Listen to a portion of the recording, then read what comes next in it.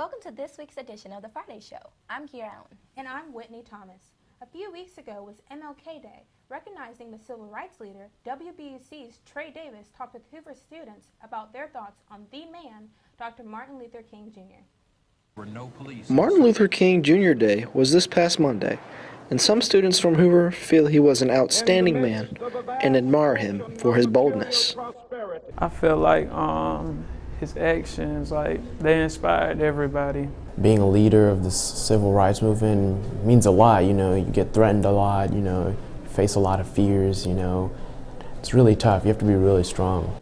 Aaron Ravitzi says he thinks highly of him because of his tenacity. I say he was strong. He was stronger than anybody else because, just any other person, they would just leave. They would have just walked out and been like, they can't do it. Carlicia Washington said she loves Martin Luther King's campaign of nonviolence. He was making an example, because you don't burn fire with fire. Dylan Mwangi told us he would not have thought twice about following such a great man because he believes everyone should be heard. Yeah, I would have loved to support Martin Luther King and the civil rights movement just because I feel like everyone should have a saying, an opinion, everyone should be treated equally. Reporting for WBUC News, I'm Trey Davis. The new movie Selma, which is in theaters now, has shined some light on Martin Luther King Jr. and some of his accomplishments. Speaking of accomplishments, Hoover drama teacher Nancy Malone has been selected as the 2015 Alabama Director of the Year. The award was nominated by students and selected by a committee of theater educators around the state. Recently, around areas of Birmingham, a nasty smell has been talked about time and time again.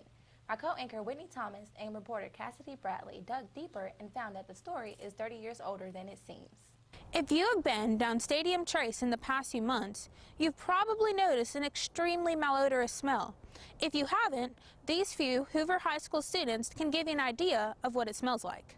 So the smell is really putrid. It stinks so bad. Oh, it smells like rotten eggs and throw up. It smells really bad. Garbage. Should be fixed. Manure? Many Hoover citizens are confused about where this foul stench came from, so WBUC News has investigated to get to the root of the problem. We talked with the field director of the Cahaba River Society, an organization dedicated to establishing a healthy environment for the Birmingham metropolitan area, Dr. Randall Haddock, who says that the sewage problem can be contributed to a 30-year-old sewage station that has begun to form cracks and leaks.